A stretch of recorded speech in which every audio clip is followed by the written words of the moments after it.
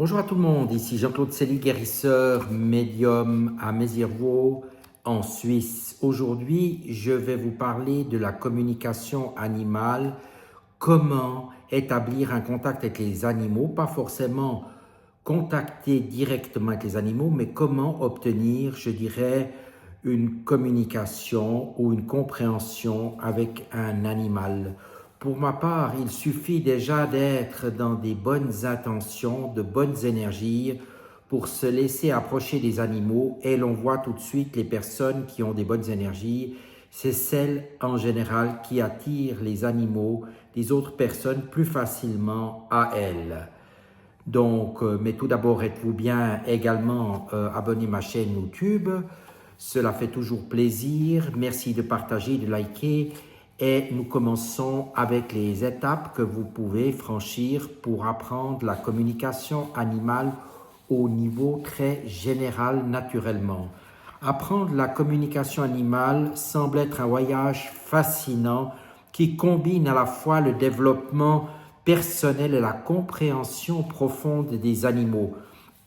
Je vais juste vous donner un bref aperçu de ces différentes étapes car moi-même, je ne suis pas spécialisé là-dedans, mais j'ai certaines connexions qui me permettent d'appréhender cela et de savoir un peu ce qui pourrait éventuellement vous convenir ou vous aider. Tout d'abord, l'ancrage est très important. Cette étape initiale concerne la création d'une base de sécurité et de confiance en soi.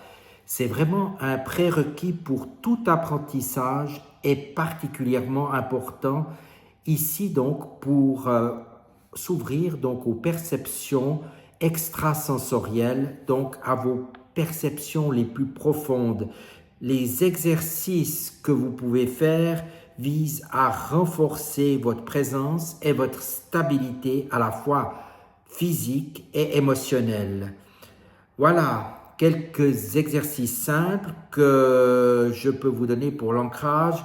Vous pouvez fermer vos yeux, visualiser des racines qui partent de vos pieds, qui vont vers le sol, vous renforcez cette visualisation en observant les détails de ces racines, en les visualisant en train de se démultiplier, de grandir et en mettant une attention particulière sur une racine pivot, par exemple, qui s'enfonce en profondeur dans le sol et en observant les connexions entre vos racines et celles des personnes qui sont à côté de vous ou des personnes ou des plantes qui sont plantées à proximité. Vous pouvez vous mettre aussi dans une attention sur le bas de votre ventre, d'y déposer vos mains pour encore plus d'intensité dans l'exercice et imaginez que vous descendez votre conscience ou votre cerveau par un tunnel, un ascenseur, un escalier ou par l'attraction terrestre jusqu'à ce que vous soyez dans le bas de votre ventre. Vous pouvez donc aussi simplement aller en forêt et poser l'intention que les arbres vous aident à vous ancrer, faire du sport ou des activités physiques telles que le yoga, le tai chi, les arts martiaux, etc. Sachez que si vous ressentez que malgré tout cela, vous ressentez que vous avez vraiment du mal à être présent dans votre corps et dans votre vie en général, il est judicieux de se faire accompagner pour vous libérer de blocage, car peut-être vous êtes bloqué et que vous ne pouvez tout simplement pas faire ces exercices d'une manière optimale. Naturellement, à ce moment-là, c'est avec plaisir que je vous aiderai. Maintenant, vous avez encore l'ouverture du cœur, s'ouvrir au monde autour de soi et établir une connexion d'amour avec soi-même ou avec les autres reste très important. Des exercices comme écouter de la musique touchante ou pratiquer la respiration profonde en présence d'autrui peuvent aider à ressentir et à amplifier l'énergie d'amour, facilitant ainsi la connexion avec les animaux. Quelques exercices vont vous permettre de ressentir l'ouverture du cœur et l'énergie d'amour. Vous pouvez prendre par exemple des musiques comme le canon de Pachelbel qui est très vibratoire, de la musique classique Évitez peut-être le hard rock ou des musiques qui sont un peu agressives, car des musiques peut-être douces, enveloppantes vont vous aider. Demandez à une personne que vous connaissez de faire cet exercice avec vous. Asseyez-vous face à face, assez proche, pour pouvoir vous toucher et respirer profondément.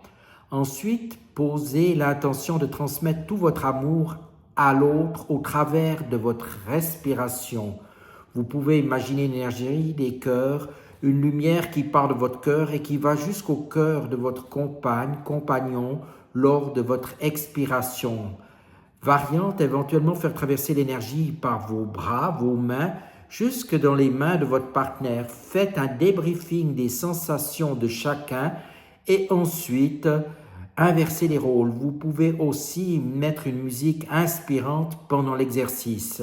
Mettez-vous donc en état de relaxation grâce à la musique, un accompagnement ou simplement par la respiration et posez-vous cette question sur votre chakra du cœur ou votre chakra physique autre que vous ressentez profondément et restez-y plusieurs minutes en observant ce que vous ressentez. Vous pouvez faire ainsi le tour des différents chakras et voir les sensations, les odeurs, les sons qui arrivent.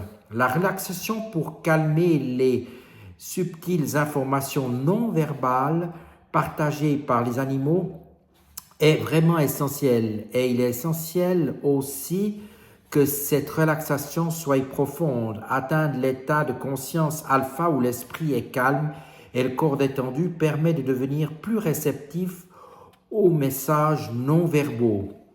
Vous pouvez par exemple vous allonger à côté d'un chien ou d'un chat, peut-être c'est plus difficile à côté d'un cheval, quoique, et laisser aller vos sens et vos perceptions extrasensorielles. La connexion, être prêt à établir une connexion directe avec un animal spécifique, cela peut être facilité par la répétition d'une intention claire, l'utilisation d'une photographie de l'animal ou la présence physique de celui-ci. Les astuces pour ressentir, entendre ou voir l'animal varieront en fonction de vos préférences donc sensorielles et personnelles. Voici un exercice. Je suis connecté avec le nom de l'animal. Par exemple, je dis Jerry et je dis cela 3 fois. Je suis connecté avec Jerry, je suis connecté avec Jerry, je suis connecté avec Jerry. Et Jerry arrive immédiatement. Jerry, c'est un chat que j'ai eu qui est décédé maintenant depuis plus d'une année et qui a été un amour de chat. Soit vous connaissez l'animal, soit qu'il sera nécessaire d'avoir une photo de lui et pouvoir ainsi le regarder avant, voire pendant la connexion. Vous pouvez aussi le faire avec l'animal à côté de vous, comme je l'ai dit auparavant. Sachez que dans ce dernier cas, ces mouvements, voire le fait qu'ils puissent partir, peuvent être des éléments perturbateurs. La photo, elle, normalement, est totalement immobile. Ensuite, il existe diverses petites astuces ou trucs qui vont vous aider à capter l'animal, à le ressentir, à l'entendre. Ces petits trucs vont dépendre de votre mode de fonctionnement sensoriel, suivant si vous fonctionnez plutôt de manière visuelle, auditive ou kinesthésique. Je vous propose une manière de vous connecter. Si cela ne fonctionne pas, ne vous inquiétez surtout pas. C'est simplement que soit votre préparation n'est pas suffisante, soit que ce n'est pas la bonne manière pour vous.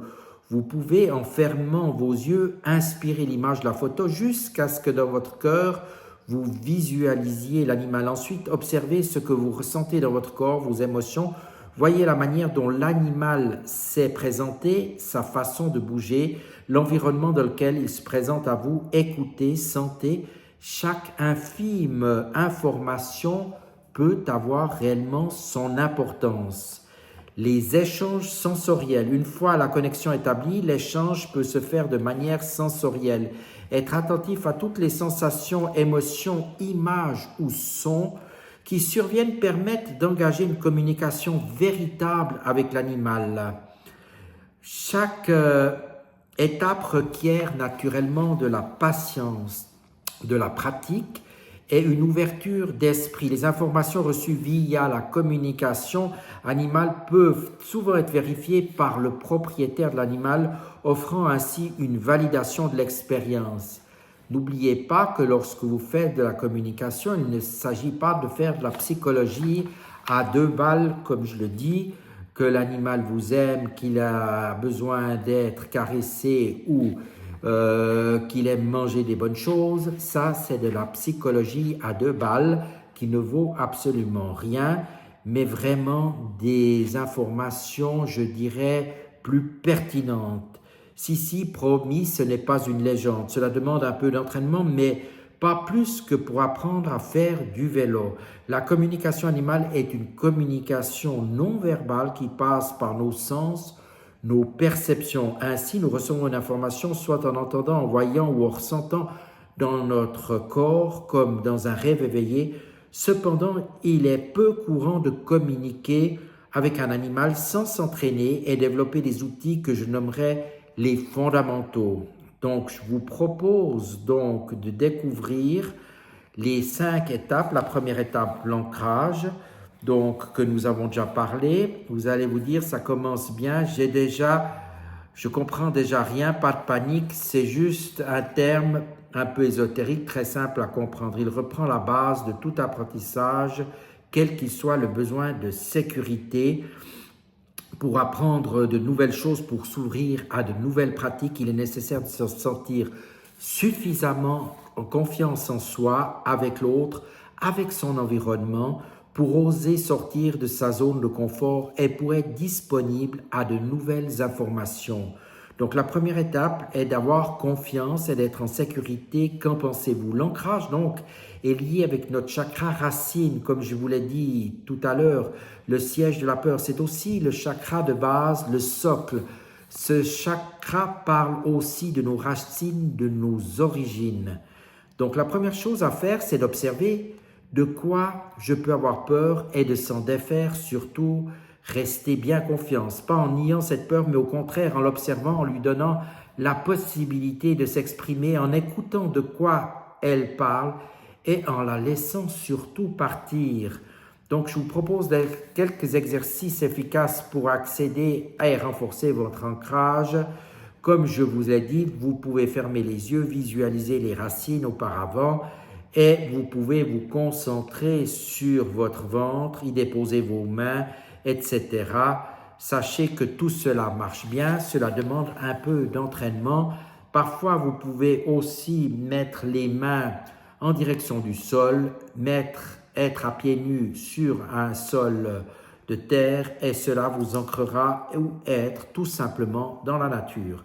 La deuxième étape est l'ouverture du cœur, une étape qui est très importante. C'est encore un terme très abstrait et pourtant tellement aussi simple. Les enfants, les animaux sont dans le cœur. Il est question de notre capacité à s'ouvrir au monde, peut-être pleinement en connexion avec soi, mais avec le monde qui nous entoure. Nous devons lever nos voiles et nous ouvrir à l'amour de soi, l'amour de l'autre. Une blessure amoureuse, de l'illumination, des deuils peuvent aliéner nos capacités à être en lien avec les autres et à partager.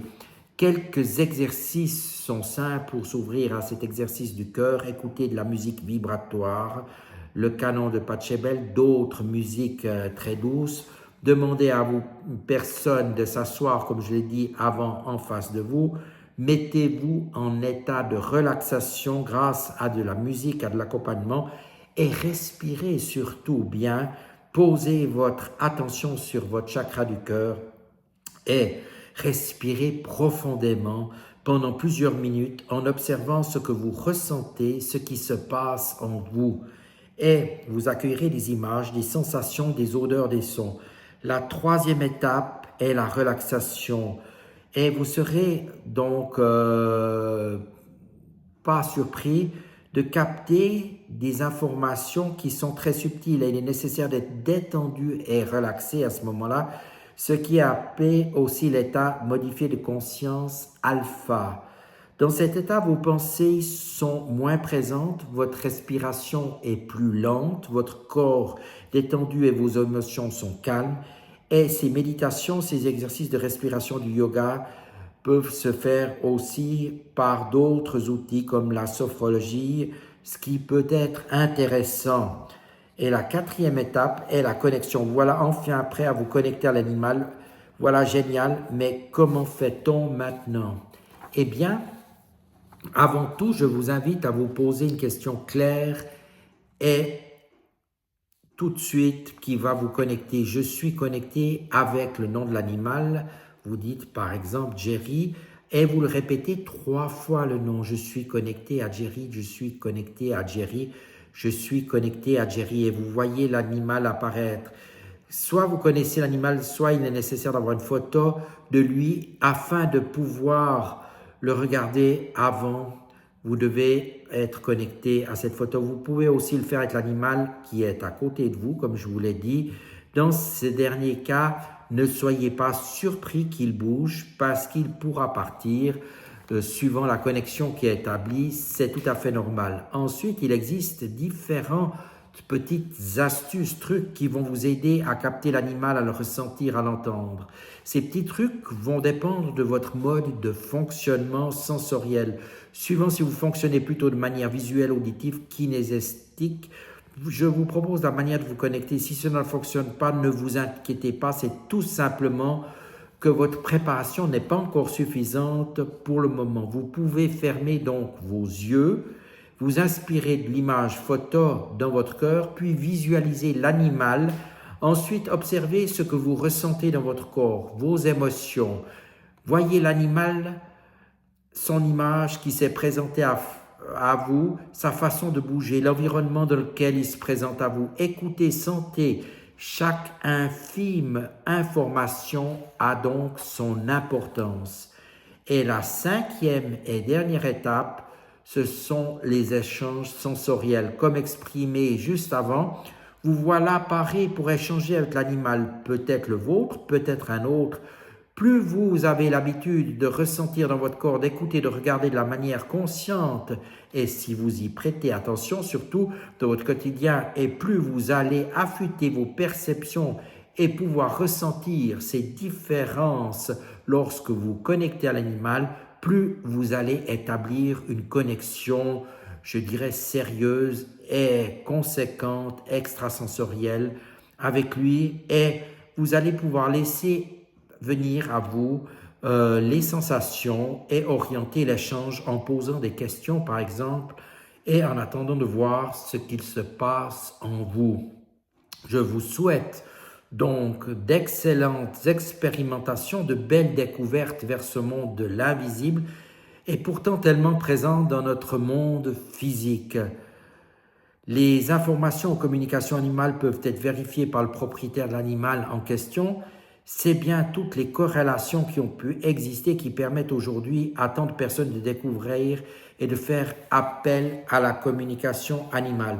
Parfois, naturellement, le propriétaire n'aura pas forcément connaissance du vécu antérieur à l'animal, car certains animaux ont changé de propriétaire et naturellement, là, il faudra faire preuve, je dirais, d'une certaine analyse, d'un certain discernement pour savoir si les informations que vous ressentez sont bien les bonnes et peut-être les confirmer sous différentes formes d'une autre manière que je vous laisserai aussi expérimenter, car ensuite il y a aussi un développement au niveau de la médiumnité qui va se faire en vous pour aller toujours plus loin.